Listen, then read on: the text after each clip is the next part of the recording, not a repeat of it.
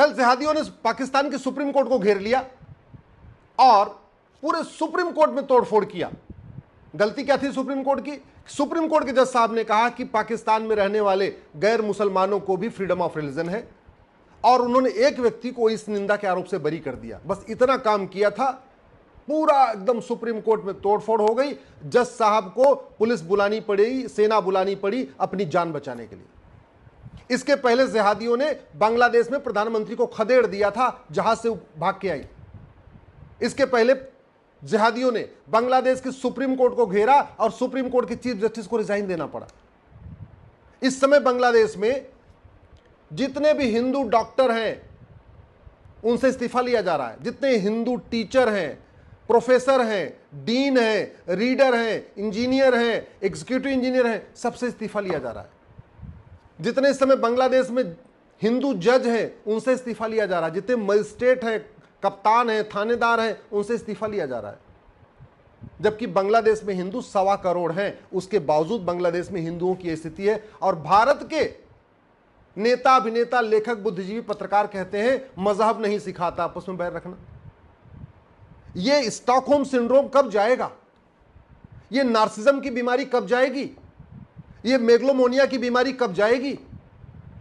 यह Stockholm syndrome अगर नेताओं का नहीं निकला, अगर हमारे जजों को स्टॉकहोम सिंड्रोम से बाहर, स्टॉकहोम सिंड्रोम की बीमारी खत्म नहीं हुई, तो भारत बर्बाद हो जाएगा।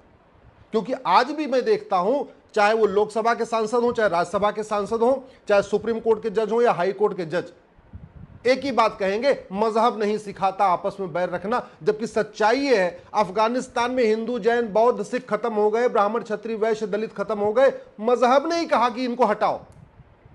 पाकिस्तान में का जो विभाजन हुआ भारत पाकिस्तान का, वो मजहब के आधार पे हुआ, क्योंकि मजहब ही कहता है आपस में हम एक साथ नहीं रह सकते। अभी जो पाकिस्तान में हिंदू, जैन, बौद्ध, सिख खत्म हो रहे, ब्राह्मण, क्षत्रिय, वैश्य, दलित खत्म हो गए, वो मजहब ही सिखाता है बैर रखना।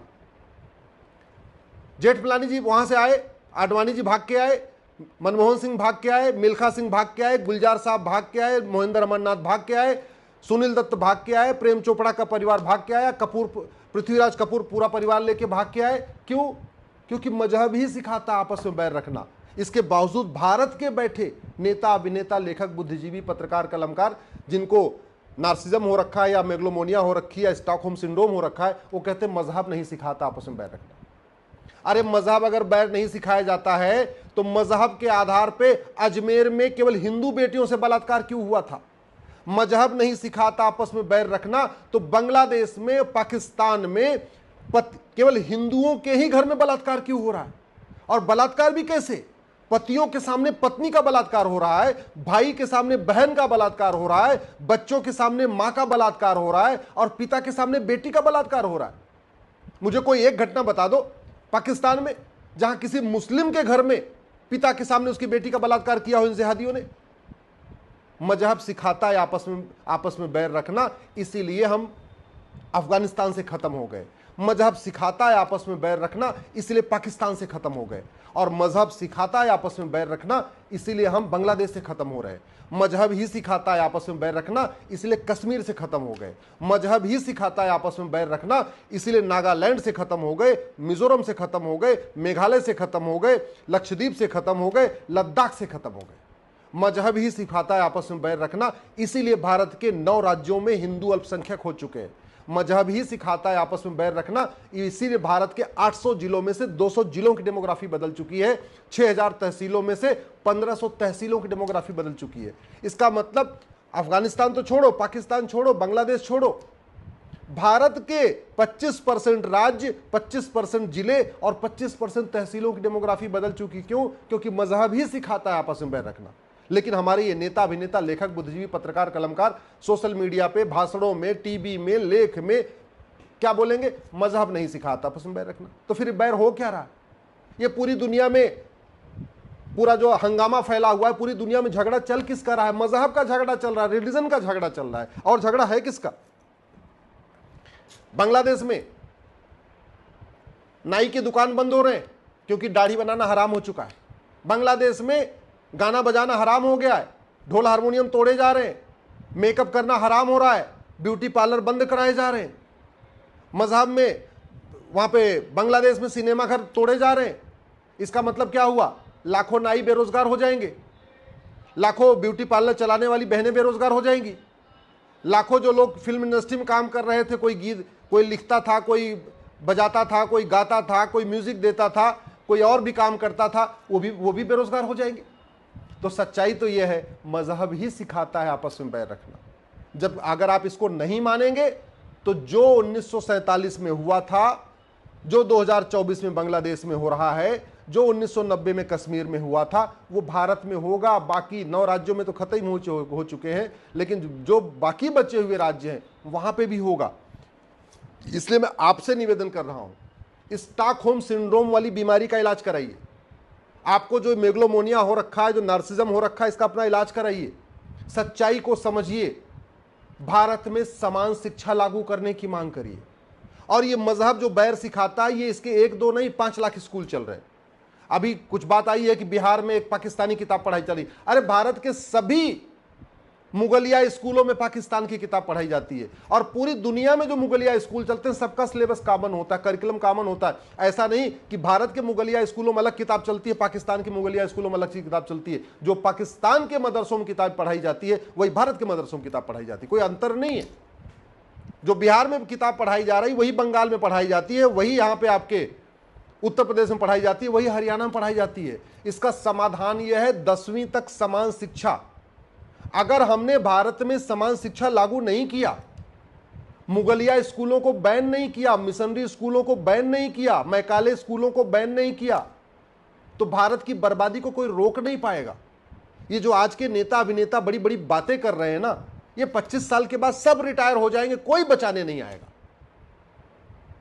आखिर बांग्लादेश में अराजकता फैली तो प्रधानमंत्री पहले छूमंतर हो गई, चीफ जस्टिस तो इस्तीफा दे दिए, पुलिस के प्रोटेक्शन में बैठ चुके हैं। पाकिस्तान में अराजकता फैली, परवेज मुशर्रफ पहले भाग गए, नवाज शरीफ पहले भाग गए। अफगानिस्तान में अराजकता फैली, जो वहां के राष्ट्रपति थे तो जहाज से पहले भाग गए। बचा कौन? जनता।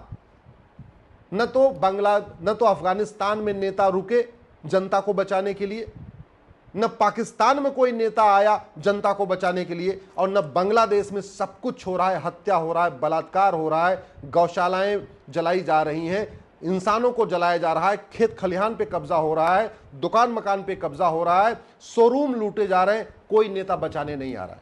नेता तो छोड़ो, सेना नहीं बचाने आ रही। सेना और पुलिस तो केवल नेताओं को बचाती है, आम जनता को नहीं बचाती। तो अगर आप अभी भी दल गुलामी नहीं छोड़ेंगे, समान शिक्षा की मांग नहीं करेंगे, समान नागरिक संहिता की मांग नहीं करेंगे, घुसपैठियों को बाहर निकालने के लिए कठोर कानून की मांग नहीं करेंगे, धर्मांतरण के खिलाफ कठोर कानून की मांग नहीं करेंगे, जनसंख्या नियंत्रण कानून की मांग नहीं करेंगे, तो 25 साल के बाद आपको कोई बचाने नहीं आएगा। मैं सबसे हाथ जोड़ के आप सबसे निवेदन कर रहा हूं, भारत में जो गुलामी के स्कूल चल रहे हैं इनको बंद कराइए। गुलामी की पुलिस व्यवस्था बदलने के लिए आवाज उठाइए। गुलामी की न्यायिक व्यवस्था, गुलामी की प्रशासनिक व्यवस्था, गुलामी की व्यापार व्यवस्था, गुलामी की टैक्स व्यवस्था, ये जो कुछ गुलामी का चल रहा है इसको बदलने के लिए आवाज उठाइए। भारत के मैं सारे संविधान की शपथ लेने वाले सांसदों, विधायकों, मंत्रियों, जजों से भी कह रहा हूं, भारत में यह संविधान तब तक है जब तक हिंदू बहुसंख्यक है। आर्टिकल 14 कहता है ना, equality before law, equal protection, आके सब समान है। आर्टिकल 15 कहता भेदभाव मत करो। अरे ये तब तक चलेगा जब तक हिंदू बहुसंख्यक है, नहीं तो भेदभाव होगा, सब एक समान नहीं माने जाएंगे। आर्टिकल 16 कहता सबको समान अवसर दो, ये तब तक चलेगा जब तक हिंदू बहुसंख्यक है। हिंदू खत्म हो जाएंगे, सबको समान अवसर नहीं मिलेगा। आर्टिकल 21 कहता है right to life, liberty, right to dignity, ये तब तक चलेगा जब तक हिंदू बहुसंख्यक है। आर्टिकल 25 कहता फ्रीडम ऑफ रिलीजन, ये तब तक चलेगा जब तक हिंदू बहुसंख्यक है। आपका माइनॉरिटी को प्रोटेक्शन तब तक है जब तक हिंदू बहुसंख्यक है। जिस दिन हिंदू माइनॉरिटी में आ जाएगा, आर्टिकल 29-30 काम नहीं करेगा, यूनिफॉर्म सिविल कोड यहां काम नहीं करेगा। ये जो बड़े बड़े मठ मंदिर हम बनाते जा रहे हैं, ये नहीं बचेगा। ना अफगानिस्तान में बचा, ना पाकिस्तान में बचा, ना बांग्लादेश में बचेगा। तो मठ मंदिर भी नहीं बचा पाएंगे, केवल कानून बचाएगा, और वो भी तुरंत बन जाए तब, देर से बनेगा तो भी नहीं बचा पाएगा। ये भारत में संविधान इसलिए है क्योंकि हिंदू बहुसंख्यक है। भारत में डेमोक्रेसी इसलिए चल रही क्योंकि हिंदू बहुसंख्यक है। भारत में सुप्रीम कोर्ट के सारे जजमेंट मान लिए जाते हैं, सुप्रीम कोर्ट को कोई घिराव नहीं करता, हाई कोर्ट पे कोई हमला नहीं करता क्योंकि हिंदू बहुसंख्यक है। भारत में संसद विधानसभा पे कोई हमला नहीं होता, हिंदू बहुसंख्यक है। भारत के चीफ जस्टिस को कोई बंधक नहीं बनाता है, प्राइम मिनिस्टर को कोई बंधक नहीं बनाता, यहां सत्ता परिवर्तन नहीं होता, तख्ता पलटी नहीं होती, क्योंकि हिंदू बहुसंख्यक है। हिंदू बहुसंख्यक है इसलिए सेना विद्रोह नहीं करती, हिंदू बहुसंख्यक है नौकरशाह साजिश नहीं करते, हिंदू बहुसंख्यक है इसलिए संसद विधानसभा सुरक्षित है, हिंदू बहुसंख्यक है इसलिए सांसद विधायक मंत्री बहुसंख्यक सुरक्षित है, हिंदू बहुसंख्यक है इसलिए हाई कोर्ट के जज, सुप्रीम कोर्ट के जज सुरक्षित है। इसलिए मैं आप लोगों से हाथ जोड़ के निवेदन कर रहा हूं, आप सांसद और विधायक हैं, हिंदुओं सनातन धर्म को मजबूत करने के लिए कानून बनाइए। आप हाई कोर्ट सुप्रीम कोर्ट के जज हैं, सनातन धर्म को मजबूत करने के लिए जजमेंट दीजिए, फैसला करिए। ये विदेशी चश्मा हटाइए, ये भाड़े वाला जो विदेशी चश्मा है सेकुलरिज्म का, इसको उतारिए। जब हिंदू ही नहीं रहेगा तो फिर बचेगा क्या? अगर इसके बावजूद आप अफगानिस्तान से नहीं सीख रहे हैं, पाकिस्तान से नहीं सीख रहे हैं, बांग्लादेश से नहीं सीख रहे हैं, तो याद रखिएगा जैसे आज की डेट में बांग्लादेश में प्रोफेसरों से रिजाइन लिया जा रहा है, जजों से रिजाइन लिया जा रहा है, कलेक्टरों से रिजाइन लिया जा रहा है, कप्तान जितने उनसे रिजाइन करवाया जा रहा है, जितने भी हिंदू सरकारी नौकरी में हैं सबसे बंदूक के दम पे रिजाइन कराया जा रहा है, कलमा पढ़वाया जा रहा है, रिजाइन करवाया जा रहा है। अगर आप यही चाहते हैं आपके बच्चे यही करें, आपके नाती पोती के साथ, पोतों के साथ यही हो, आप यही चाहते हैं कि आपके परिवार में, आपके रिश्तेदार, आपके नातेदार के घर में बलात्कार हो, उनका घर जलाया जाए, उनके खेत खलिहान पे कब्जा हो, उनके दुकान मकान पे कब्जा हो, तो सेकुलरिज्म का राग अलापते रहिए। मजहब नहीं सिखाता है इसकी राग अलापते रहिए, सेकुलर बने रहिए, अपनी इमेज की चिंता करते रहिए, नार्सिज्म मेगलोमोनिया में डूबे रहिए, स्टॉकहोम सिंड्रोम में डूबे रहिए। हम फिर कुछ नहीं कहेंगे। और चाहते हैं आपकी आने वाली पीढ़ियां सुरक्षित रहे, तो सनातन धर्म को मजबूत करने के लिए नियम कानून बनाइए, सनातन धर्म को मजबूत करने के लिए जजमेंट दीजिए। और मैं खबर पालिका से भी निवेदन कर रहा हूं, समस्याओं को मत दिखाइए, समस्याओं का मूल कारण और स्थायी समाधान बताइए।